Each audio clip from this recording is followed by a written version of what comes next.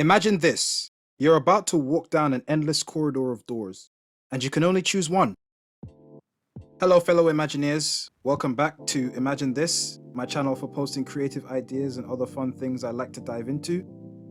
You know the motto of this channel: imagination is more important than knowledge. So I thought I'd try my hand at some theory crafting for a show I started recently from Apple TV called Dark Matter.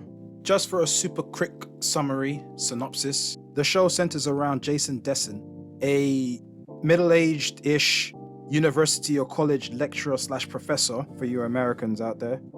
He has big ideas about the concept of superposition and multiple universes, which, if you didn't know, is an avenue of theoretical physics that builds on the case of Schrödinger's cat. There is a box. That box remains sealed. Inside the box is a cat, a vial of poison, and a steadily decaying nuclear particle. So long as the box is sealed, the possibilities are endless. Some would argue downright paradoxical, because the cat is both alive and dead. Meaning, there is a possibility that the vial is broken and the cat is dead, or nothing has happened to any of the items in the box and the cat is fine. Also, some other third and/or fourth option.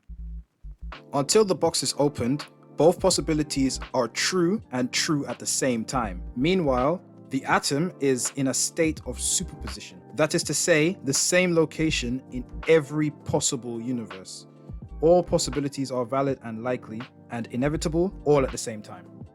I'm paraphrasing a little bit here from the show's definition, and Jason wasn't able to properly invest in these ideas either.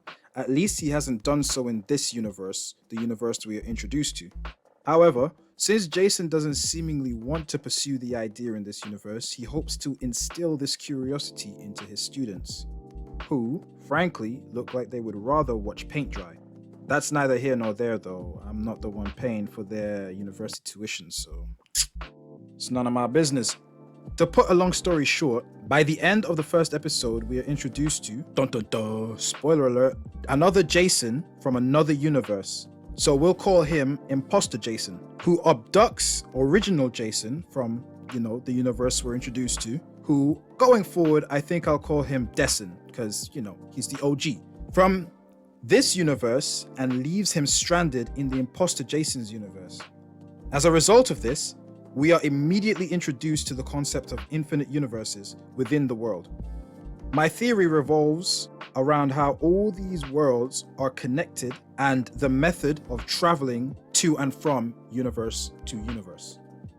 The show currently has 5 or 4 episodes of the season 1 out at the time of this recording, released and available to watch on Apple TV. Now, I'm well aware there is a book series for this TV series, and what I'm about to say has potentially already been addressed by the author in the book, but I'm a TV only, so the perspective I'm coming from is just that. Now, further spoilers ahead up to episode 4. I haven't watched episode 5 just yet, because for context, we find out that the control mechanism for the box that the characters use to travel the multiverse is the mind of the occupants within the box and their mental state. When Amanda thought about being trapped and helpless like in a frozen tundra, the door opens to a land of Chicago completely frozen over. That being said, my theory states you are subconsciously tied to every universe that you enter. Every universe will reflect some aspect of who you are and how you are perceived by others at that point of you entering the box.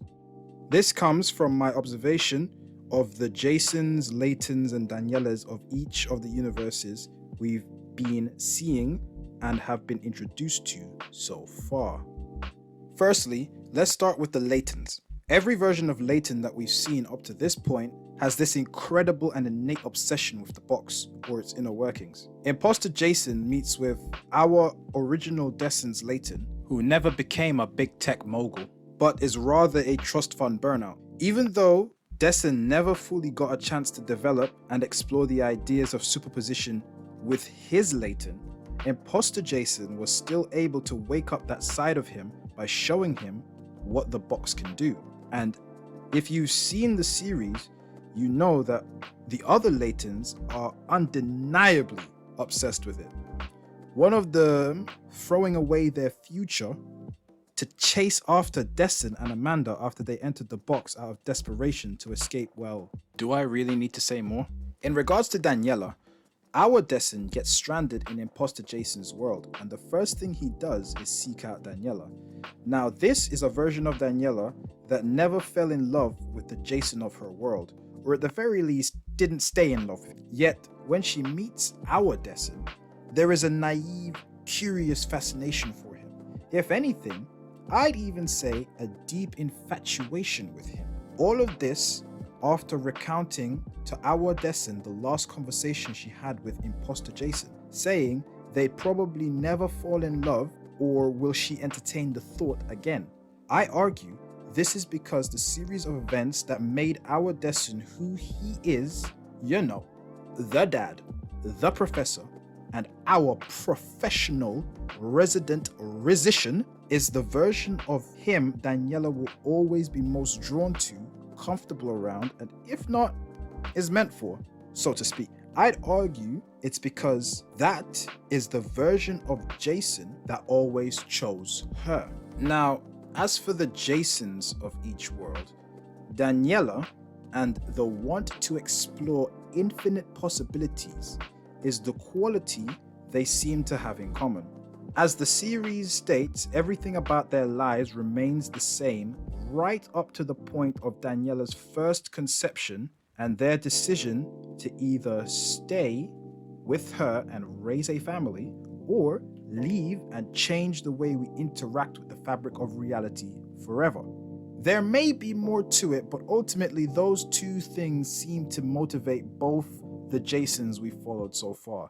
I say followed because we have seen a third Jason, but he was captured by Layton in one of those universes, so that went down pretty well, I guess.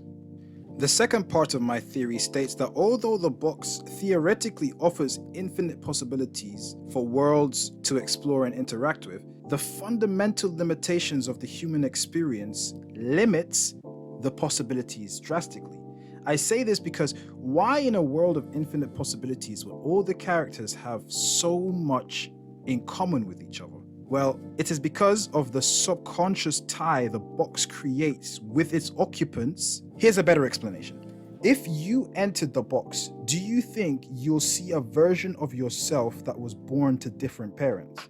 Well, in theory, it's possible, but even so, because you have memories and thoughts of your parents buried deep within your psyche, it is highly unlikely because you are who you are because of those fundamental realities and those particular relationships.